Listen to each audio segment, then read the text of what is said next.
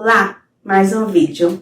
E agora a gente vai falar novamente de O Homem em Busca de Sentido, do Viktor Frankl, né?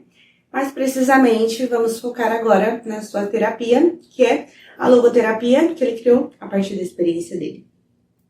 Então, o livro, ele descreve a experiência, né, do autor como prisioneiro em campos de concentração nazista durante a Segunda Guerra Mundial e como ele usou, né, a sua força interna para manter a sua sanidade mental e encontrar significado em tamanha dor e sofrimento. O Viktor argumenta que a busca por um sentido na vida é uma necessidade básica humana e que a falta de sentido pode levar a conflitos emocionais. A escolha do título vai de encontro justamente, né, ao maior anseio que invade e está na essência e na consciência coletiva, né? Qual o sentido da minha vida? Qual o sentido da sua vida? Independente da quantidade de tempo que você dedicou para si, né, a se fazer essa pergunta, eu acredito que a grande maioria das pessoas já o fez. O Viktor parte do princípio de que não somos exatamente seres determinados, mas com poder de decisão você é resultado das suas escolhas. Embora ele reconheça que não somos totalmente livres porque temos condições biológicas, sociológicas e psicológicas que são fatores fortes da nossa concepção. Bora falar mais sobre logoterapia depois da vinheta.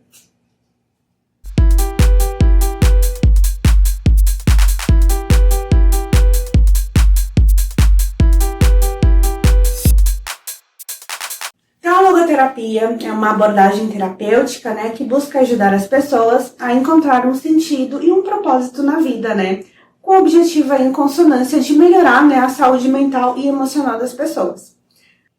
E a logoterapia se concentra na identificação dos valores e metas individuais. O Frankl argumenta que a busca por significado é o principal motivador humano e que a busca, né, por esse sentido, ela pode ser usada como uma fonte de força e resiliência para superar qualquer tipo de dificuldade. Então, Viktor, ele não se considera psicanalista, ele se considera um logoterapeuta. Ele diz que na psicanálise o paciente precisa contar coisas que são desagradáveis de se contar, e na logoterapia o paciente precisa ouvir coisas que às vezes são desagradáveis de se ouvir. Isso, segundo ele, é uma forma simplificada de entender a diferença entre logoterapia e psicanálise. Então, a logoterapia tem como foco, né, o que o paciente pensa ou projeta, né, para o seu futuro. Né, o que o paciente acredita ser o sentido da vida, né, o que contribui, né, também para quebrar padrões neuróticos, né, que limitam esse paciente de chegar no futuro que ainda está ali no plano das ideias, mas que é um futuro que para ele é o que faz sentido. Então, para a logoterapia, a busca de sentido é uma das principais questões que estão presentes em todos os seres humanos. Logo, essa terapia, ela vai na cerne, né, da vontade que está ali na essência das pessoas, né, que fazem elas sacrificarem muitas coisas. E investir muito tempo também, doar a vida em prol desse motivador, que é vital para resistir a muitas intempéries. Então, durante o tempo que o Viktor passou como prisioneiro, eu imagino que seja difícil ressignificar o sentido da vida, porque todos ali perderam tudo. A sua família, seus empregos, sua dignidade, suas casas, suas famílias, né? Muitos perderam o que Viktor considera ali o mais importante também, a liberdade interior. Portanto, né, muitos deixaram com que o externo os fizessem esquecer que eram humanos, que tinham uma identidade, que não eram números, que tinham um nome, né, que os seus pais escolheram. Viktor também defende, com base em pesquisas, que o ser humano ele é capaz de viver e morrer por seus ideais e valores, né? Então, ele fala que foi feita uma pesquisa na França em que 89% das pessoas disseram que necessitam de ter algum tipo de propósito para viver. 61% admitiram que há algo ou alguém em suas vidas pelo qual estariam dispostos a morrer. Outra pesquisa também, a qual foi perguntada a 7.948 alunos de 48 universidades sobre o que consideravam importante naquele momento, né? Inclusive aqui, abre aspas, né? Vale ressaltar que dedicamos a maior parte da nossa vida ao trabalho. Com isso em mente, fecha aspas, né? Tá, voltando à pesquisa, 16% responderam que era ganhar muito dinheiro, 78% responderam que era encontrar um propósito e um sentido para suas vidas. Sobre essa questão do trabalho que escolhemos para viver, o Victor realça que pessoas que se esforçam e trabalham apenas visando salários altos, né, o que em consequência, né, também alcança melhores marcas de tudo que se pode consumir, são os tipos que mais estão insatisfeitos nos cargos, né, uma frustração que gera estresse, que em pouco tempo acaba afetando todas as relações dessa pessoa, né, inclusive a dinâmica de afetos que serão dirigidos ali ao grupo familiar. O Victor não romantiza a busca pelo sentido da vida como uma jornada de construção e desconstrução que é fácil, tá? Ele diz que refletir sobre o que nos faz genuinamente feliz causa tensões interiores e que seguir em frente, mesmo com essa tensão, para ele é um sinal de saúde mental. Então, a base que ele justifica tal atitude, tal posição, né, como positiva, apesar dos percalços, é que prisioneiros dos campos que sentiam que suas vidas não se reduziam a estar ali, né, e que tinham que concretizar muito mais coisas na vida fora, né, ali, se sobrevivessem, né. E esses, né, que tinham ali algum objetivo, que nutriam esse sentimento, foram os que ele observou terem mais chances de sobreviver. Outra coisa interessante também nesse livro é que logo quando ele chegou ao campo de concentração, ele tinha um manuscrito de uma pesquisa científica que ele pretendia publicar, né? Só que ele não conseguiu, né, manter esse escrito com ele. E ele todos os dias ali, ele ia reconstruindo na memória dele como ele iria publicar e reconstruindo ali, tentando rememorar os dados, etc. E ele fala que, embora ele não soubesse nada da família, que ele tenha perdido tudo, essa vontade de publicar esse artigo científico dele foi uma das coisas que manteve a esperança dele, a resiliência. Então ele também fala que a vontade de sentido frustrada é compensada pela vontade de poder, né? E a sua mais primitiva forma é a vontade de ter mais dinheiro que o necessário. E em outros casos, ele também fala que a vontade de sentido frustrada, ela pode vir em uma forma de busca de prazer imediato, né? O qual existem ali várias formas. Cada personalidade vai se identificar com alguma delas, né? E outros tipos de personalidade que ele dá, o exemplo, né? Acaba sendo a compensação sexual. Nesse ponto, vale destacar que esse tipo de busca de prazer imediato como forma, né, de compensar a vontade de sentido frustrada tem a conotação de uma busca que interfere negativamente na vida da pessoa, tá? Então, esse é uma ressalva. Então, é uma compensação que a longo prazo traz prejuízos consideráveis a todas as esferas da vida do indivíduo. É nesse sentido que ele coloca. Vale ressaltar também que essa parte também conversa com a compulsão, né? O que pode ser definida como um forte desejo que faz uma pessoa escrava e refém de um desejo, de um tipo de inclinação, ao ponto, né, de que buscar essa inclinação, buscar suprimir, buscar esse tipo de compensação, suprime a razão. E, portanto, a longo prazo, a compulsão leva o indivíduo a viver de uma forma muito restrita, né, em todos os âmbitos da vida dele. Então, tudo ali em prol de satisfazer esse vazio que nunca é preenchido, né? Então ali é um indivíduo, né?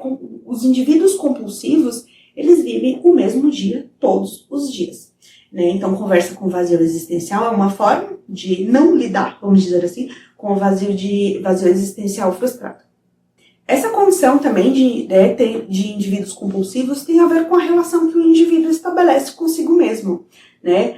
A compulsão, ela está ligada a preencher um vazio, a uma baixa tolerância à dor e frustração, logo, em consequência, menos resiliência, né? É uma das formas também de autossabotagem, automutilação e pulsão de morte. Como eu também tinha dito no livro anterior, a compulsão ela tem raízes no medo. Muitas vezes as pessoas se adaptam a uma situação ruim e dolorosa porque fazendo diferente se perde o controle do que vai acontecer. Mudar exige coragem, autodisciplina e o mais importante. Mudar inclui entender que antes de achar as respostas, você tem que fazer as perguntas certas, né? Então, pensando na logoterapia e nessa pesquisa que o Victor trouxe no livro dele, eu acho que pode se começar a se fazendo uma pergunta, se fazendo a si mesma pergunta. Por qual ideia eu estaria disposto a dar a minha vida? Né?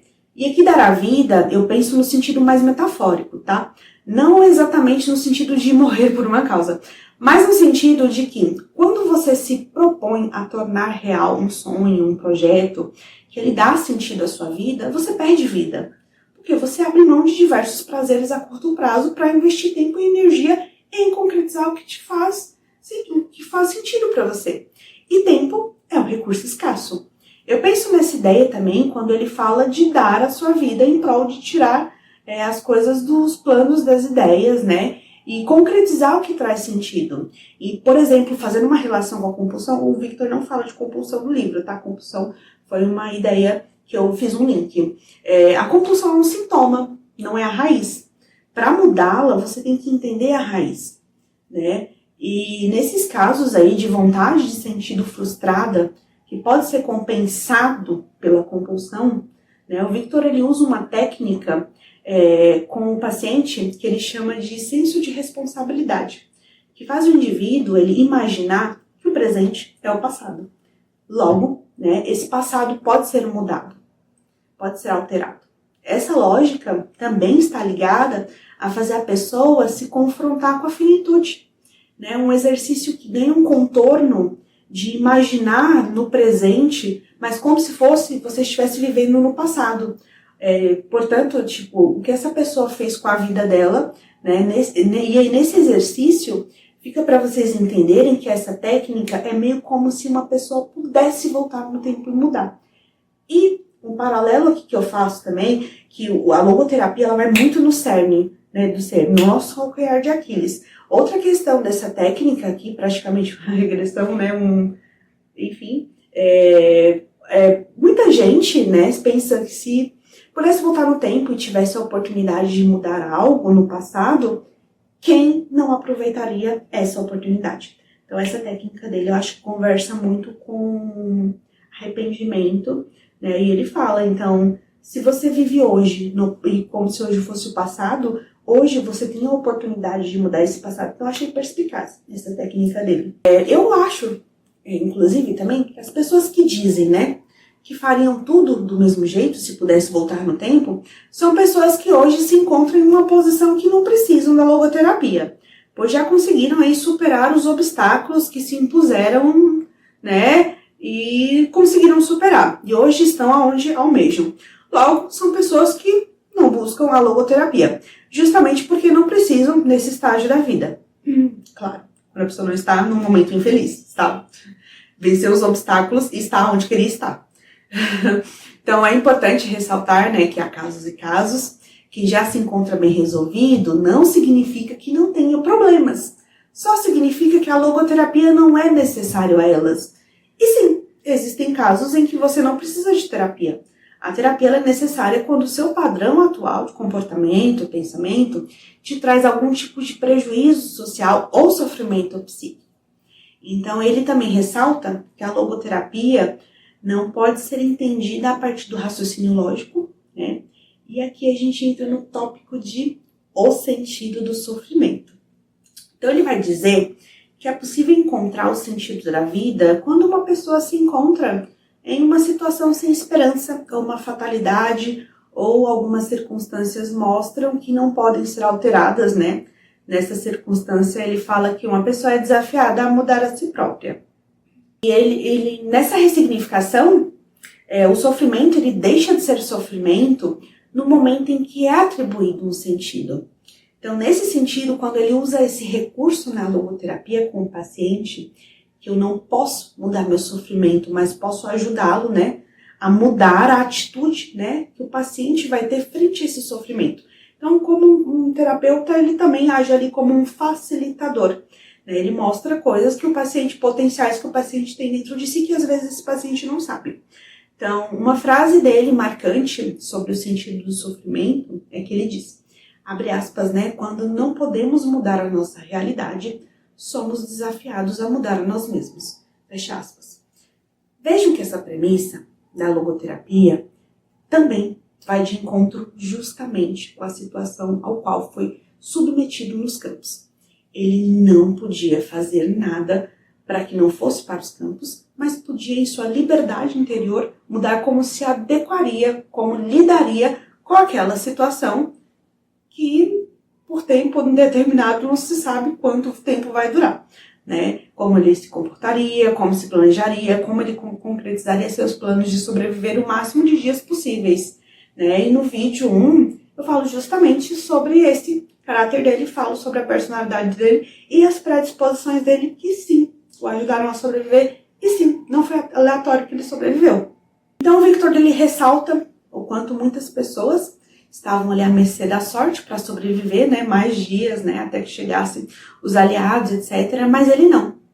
Ele, quando esteve lá, estava lidando com o tempo indefinido e fez o que estava a seu alcance para que pudesse sobreviver sempre mais um dia, até que sim, ou que não, fossem salvos, né? Eu coloco aqui pelos aliados, né? Mas é o que a gente tem na história. Se eu fosse salvo, para ele poderia ser salvo. Só que sobreviver mais um dia naquelas circunstâncias tem uma conotação muito diferente para nós, né, que está vivo aqui mais um dia. Porque não estamos a refém de condições degradantes, né, que nos privam do básico, da dignidade da nossa família. Então, nesse sentido, a teoria dele, que depois ele fez disso um legado, né, um trabalho, ganha mais impacto, ganha mais autoridade. E é sempre assim, é sempre no cerne da dor humana. E estando em campo ou não estando em campo de concentração, as dores humanas são as mesmas. As questões humanas são as mesmas. Muda-se a realidade, mas não muda a essência das angústias humanas, das principais perguntas humanas. O sofrimento é algo central aqui na teoria dele, porque ele diz que mesmo você pode ter uma carga menos angustiante, paralisante, né, a partir do momento em que o indivíduo atribui a essa situação, esse ambiente, um sentido. Então, esse recorte, estamos falando de flexibilidade emocional, de ressignificar o modo de agir diante de um fato que já existe, mas que pode ser mudado, né? Aqui a atitude é de se reinventar.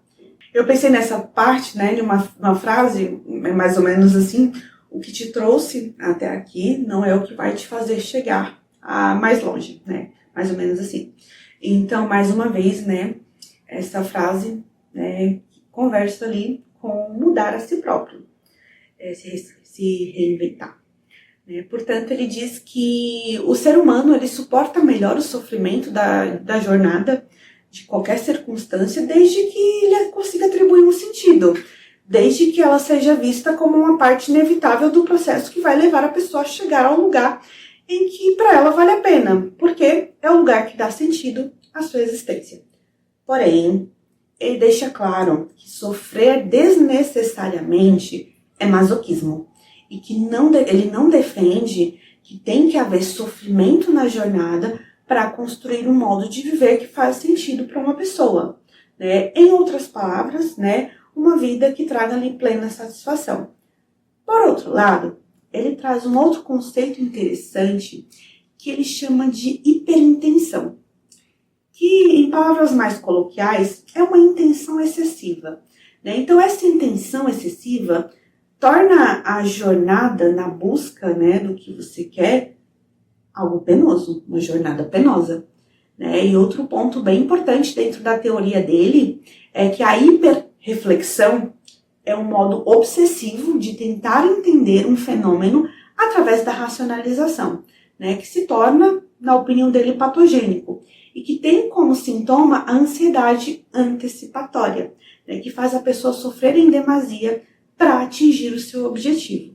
Então, nesses casos, o Victor defende que conseguir tornar real o maior desejo de alguém deve ser um efeito não intencionado, no sentido de também, eu interpretei assim, no sentido de também aproveitar a jornada, né? Ao invés de focar obsessivamente só no resultado final, né? O que para ele, essas pessoas deixam de focar em aspectos que justamente são os imprescindíveis para que o objetivo final seja consequência. Então, essa intenção excessiva, né, naturalmente, ela tem como pano de fundo uma emoção que direciona comportamentos de forma muito poderosa, né, como o medo. Na intenção excessiva, o medo é ainda mais potencializado, ganhando contornos desproporcionais, o que impossibilita o indivíduo de conseguir exatamente o que quer. Ele quer tanto, que ele mesmo se atrapalha, ele mesmo se auto-sabota ali nessa jornada. Então, para esses casos, o Victor, ele convida um paciente a assumir uma posição de distanciamento da própria neurose, o que ele chama de intenção paradoxal, que basicamente é o paciente fazer o exercício de buscar exatamente o que teme. Então, nessa busca, o paciente reflete que muitos dos medos aos quais teme têm mais fundamentos na cabeça dele do que na realidade. Então, nessa parte, eu lembrei da frase, abre aspas, sofremos mais na nossa mente do que na realidade, fecha aspas. Não sei, acho que é essa frase, vou procurar e coloco.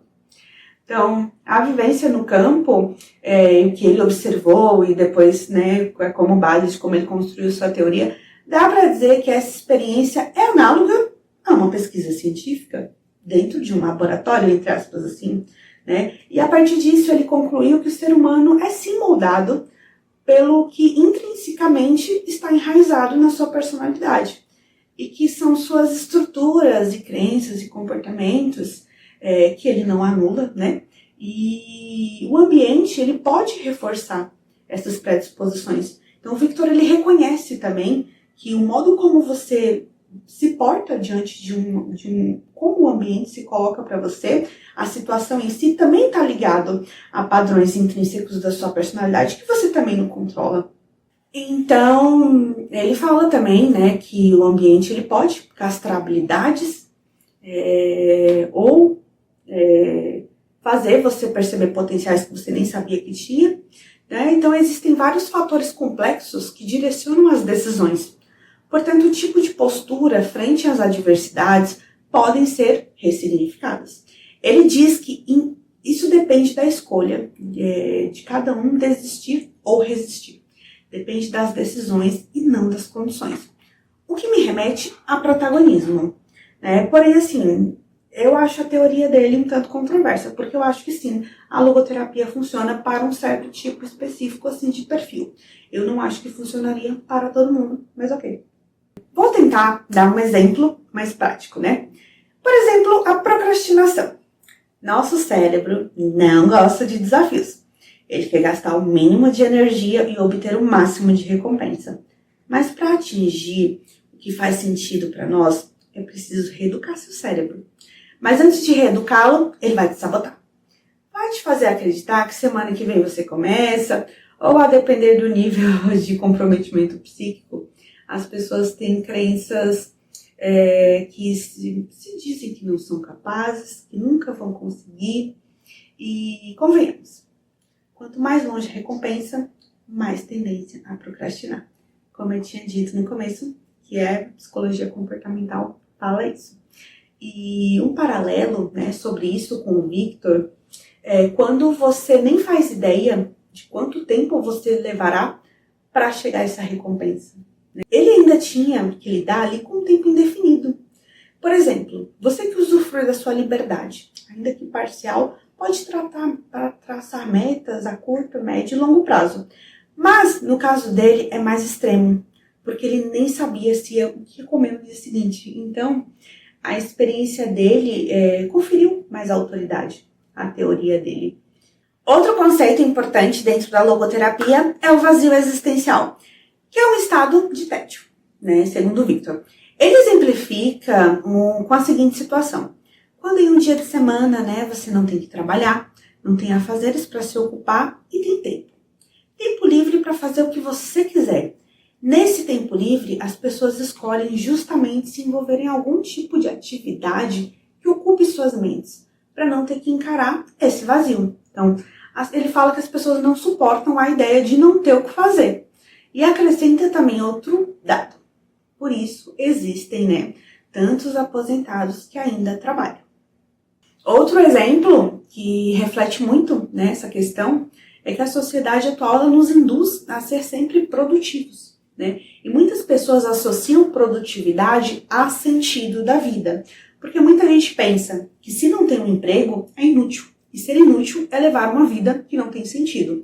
Então é muito favorável que a sociedade tenha convencionado essa ideia e, bom, muita gente comprou, né? Mas o lado ruim é que muitas pessoas vivem uma vida aquém das suas habilidades, né? Para corresponder à pressão do que se espera e confundem o fato de ter um emprego é o sentido da existência, né? Porque ao menos de alguma forma você é útil e retribui, né? Não sei o que a sociedade investiu em você. Várias crenças assim para manter as pessoas produzindo. Ele diz também que sobre a depressão, nem todos os casos de desenvolvimento desse transtorno são em decorrência da falta de sentido, né? Porém, né, nos casos mais graves em que há a concretização, né, ali do ato suicida, ele diz que esse ato poderia ser evitado, né, se as pessoas que sofrem ali de depressão ou de outros transtornos, né, que levem ali à ideação suicida, conseguissem, ainda que em meio ao seu sofrimento, conseguir achar, encontrar, pensar ali de modo claro o que para ela faz sentido, qual que é o propósito dessa pessoa. Então, nesses casos, eu percebo que na logoterapia, o objetivo com esses pacientes mais deprimidos é justamente investigar, né, ali junto à análise, o que eles acreditam que lhes traz propósitos e desconstruir aos poucos as crenças limitantes, né, do porquê ali estão mais inclinados a tirar a vida do que a persistir no que acreditam. Ele relata também que durante a residência ele trabalhou em um hospital psiquiátrico e que muitos pacientes internados lá estavam internados porque tentaram suicídio. E após o tratamento, né, recebido, muitos pacientes disseram a ele que estavam felizes por não terem conseguido concretizar a tentativa de acabar com a própria vida, já que ao longo, né, desse tratamento ali no hospital, eles tiveram um momento para repensar, né, que muitos ali dos seus problemas poderiam ser resolvidos, teria uma solução.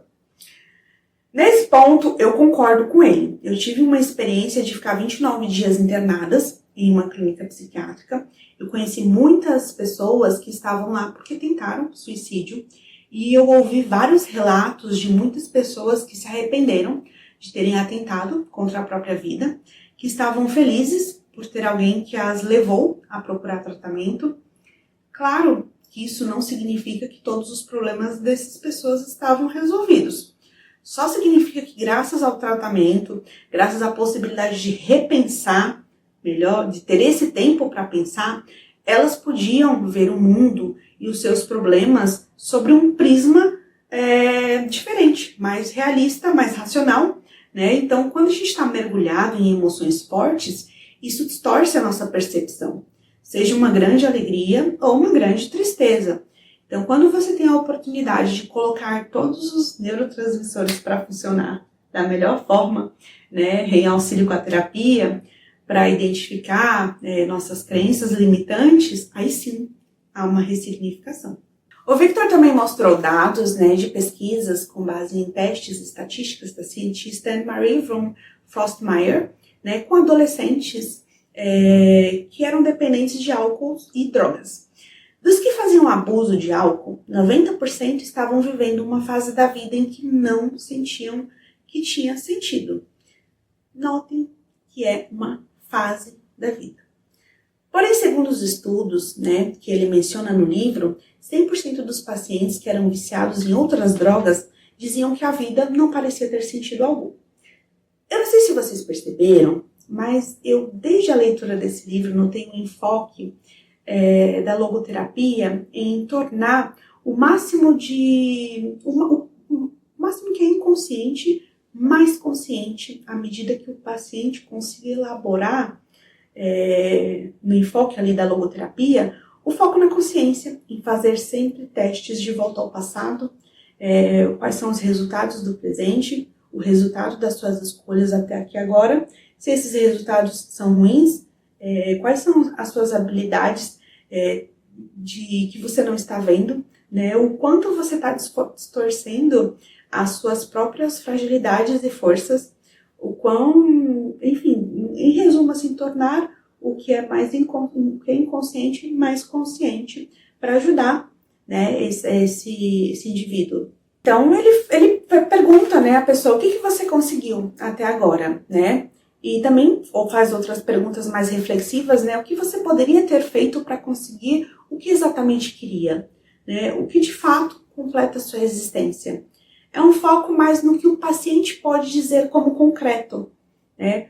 O que eu não concordo tanto. Por quê? Quando alguém quer algo, mas ao longo da vida não consegue, essa consequência tem raízes mais profundas, né? De que o paciente, no momento, ele consegue trazer à consciência algumas coisas. Mas, às vezes, o peso de não ter conseguido exerce uma força maior. Eu, por exemplo, tenho consciência de muitas coisas que eu fiz e de que faço e que atrasam minha chegada onde eu quero. Mas ter plena consciência disso não é o bastante. Tem muita... O passado pesa, algumas memórias pesam. E estudos antropológicos falam que memórias, experiências negativas, afetivamente, elas impactam muito mais do que experiências positivas. Para a logoterapia, a consciência indica a direção, concordo que indica, mas a bagagem inconsciente me parece que está um tanto negligenciada. Né? Também, de acordo com a logoterapia, há 3 formas, né, de se encontrar o sentido da vida. Primeiro, ele fala que é criar um trabalho ou fazer uma ação.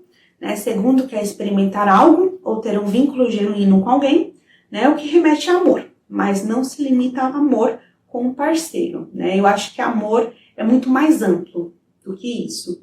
Amor pode ser amor por um projeto, né? Amor por uma causa, etc. Ou também, né, a terceira forma é frente a uma situação em que as possibilidades de êxito são quase impossíveis. Mas o ambiente se apresenta de modo, né, em que não há opção a qual o indivíduo possa escolher opções. Em resumo, o indivíduo se encontra em um contexto que é impossível mudar o externo, porém pode mudar a si mesmo. Em suas palavras, o Victor diz, abre aspas, sem o sofrimento, o crescimento que atingir seria impossível, fecha aspas. Mas logo em seguida, ele antecipa uma questão que o leitor pode se perguntar, abre aspas, né? Será que o sofrimento é indispensável à descoberta de sentido? Fecha aspas. E o Victor responde que o indivíduo deve entender as circunstâncias que o colocaram nessa condição de inevitável sofrimento, assumir a sua parcela de responsabilidade, né, pela situação, que também é um fator que ajuda o indivíduo, né, ao invés de sempre ele se colocar na posição de vítima, né, e aí ele tem a frase que diz, né, que a gente fala que remete a se eu pudesse voltar no tempo, o que eu mudaria, vai no cerne da pessoa, que é mais ou menos assim, abre aspas, né, viva como se estivesse vivendo pela segunda vez e como se estivesse agindo tão errado da primeira vez como está por agir agora, fecha aspas. É um exercício, né, que também ajuda ali o paciente a focar nos aspectos que estão sob seu controle, né, que é o momento, né, o que a gente tem agora é o presente, que de certa forma, na maioria pensando assim, mas objetivamente é algo que a gente pode de certa forma controlar. Então, de modo algum, ele defende que o sofrimento ele é necessário para chegar ao sentido, né, ou para tornar alguém melhor, ou para encontrar a sua melhor versão. O que ele defende é que frente a um sofrimento, que já é fato, né, a sua atitude frente a essa situação é extremamente crucial para o desfecho. E qual seja ali a sua atitude, ela diz muito sobre o seu caráter, seus valores, sua inteligência emocional, sua tolerância à frustração, sua capacidade de manter uma postura mais equilibrada para escolher cada passo, sua capacidade de gerir suas emoções, sua capacidade de perceber que as emoções podem sim distorcer a realidade. Os pensamentos vêm antes dos comportamentos, os pensamentos estão refém do ambiente, por isso é crucial nunca tomar decisões sobre fortes emoções, sejam elas alegrias intensas ou tristezas profundas. Inteligência emocional e logoterapia, para mim, são muito similares, são sinônimos, com nomes diferentes e etiologias diferentes, mas que sim, se conversam muito. Só reforçando o que todo mundo já sabe, nada e nem ninguém pode roubar o que você construiu de alicerce interno, o que você trabalhou para fortalecer o seu emocional, o que lhe custou o exercício de assumir a postura de não se trair. Então, tem uma parte que ele cita um trecho em que o Freud teorizou, né, sobre o que o Freud concluiu sobre como um ser humano agiria frente a uma situação de privação do básico. E segundo o Freud, né, qualquer pessoa que fosse privada do que é vital para sua sobrevivência, né, alimento, enfim, a resposta a essa privação seriam que as diferenças individuais seriam apagadas, né? Isso significa que, frente a esse contexto, né, para o Freud, o imperativo da fome é tão forte que desencadeia o nosso instinto de autopreservação e que, portanto, né, frente a essa situação, não resta nenhum resquício do que nos diferencia dos animais. E nossos instintos mais primitivos são acionados e a razão é suprimida. O Victor, isso o Freud falou com base no que, em teoria. Então, o Victor, ele fala, né, que graças a Deus o Freud não precisou passar pelo que ele passou, né? Haja vista, né, que as conclusões dos estudos dele eram feitas com base em pacientes que imaginavam como reagiriam frente a uma situação, jamais com pacientes que viveram a situação a qual o Victor sentiu na pele. Portanto, ele e toda a sua autoridade lhe conferem concluir que as diferenças não se apagaram. Ao contrário, os indivíduos tiraram suas máscaras. É isso, galera. Ó, vou falar uma coisa pra vocês. Se vocês se interessarem em comprar esse livro e vocês verem nas lojinhas essas duas opções, essa e essa, comprem essa, tá? É o mesmo conteúdo, porém esse aqui tem algumas partes que ele se aprofunda bem mais, tá? Então tem um conteúdo um pouco mais rico. E vou deixar o link do primeiro vídeo que fala sobre a experiência dele nos campos. Eu vou falar sobre mecanismos de defesa, estresse pós-traumático e outras coisas, em resumo, com viés psicológico. Vou deixar aqui no primeiro comentário fixado e na descrição desse vídeo. E também vou deixar nos dois, no primeiro comentário fixado e na descrição desse vídeo, o link para vocês adquirirem o prólogo, mais os 5 primeiros capítulos de forma grátis do meu primeiro livro. É isso, valeu. Aqui ficou aqui mais um vídeo, hein? É nóis.